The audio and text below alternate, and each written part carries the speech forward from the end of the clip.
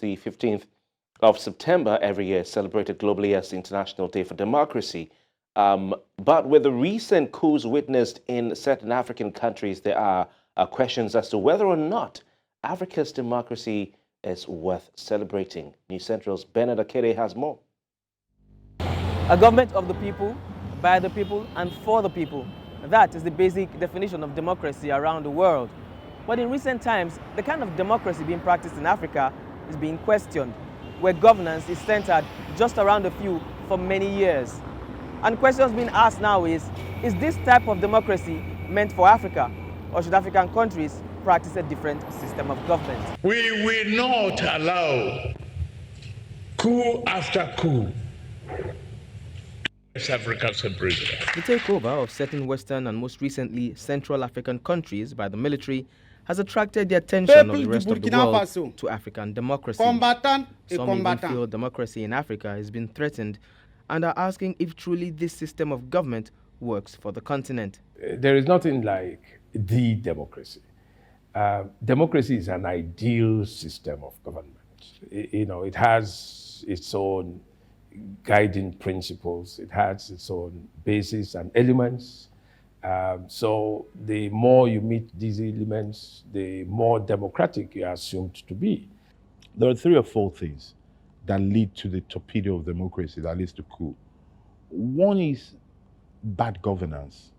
And the child of bad governance is bad government. Some have opined that African democracy is too expensive and has many flaws. But perhaps democracy itself is not the problem, but the way it's being practiced here. So I imagine that, if you decide that you're going to have, for every legislator, 58 support staff and so on, that's, what you decide to do. It's not because any country or any textbook or any theory says this is what must be done. The idea that democracy is strictly linked to good government is a flawed, naive perception. What democracy gives us is governance. For us to get that governance, people have to be informed, independent, and involved.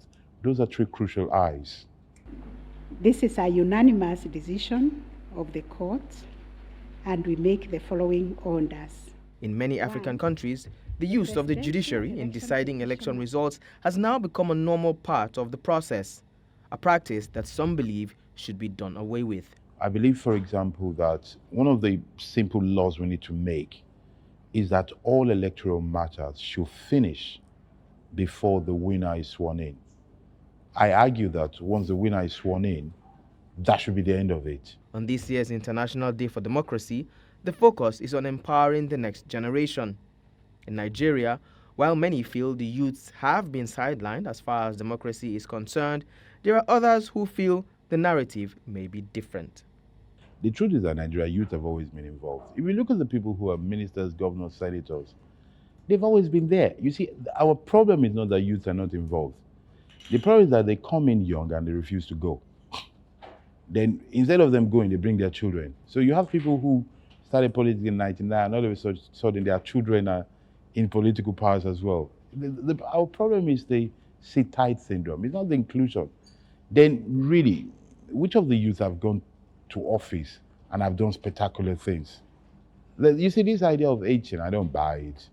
What I do buy, though, is that we need to educate, empower, and engage our youth. Clearly, if democracy is to thrive in Africa and amongst African countries, then certain elements that make democracy successful have to be observed. If these elements are not observed, then we just might be stuck with the same system of government and the same type of leaders that have been ruling for decades. Akede, reporting for News Central.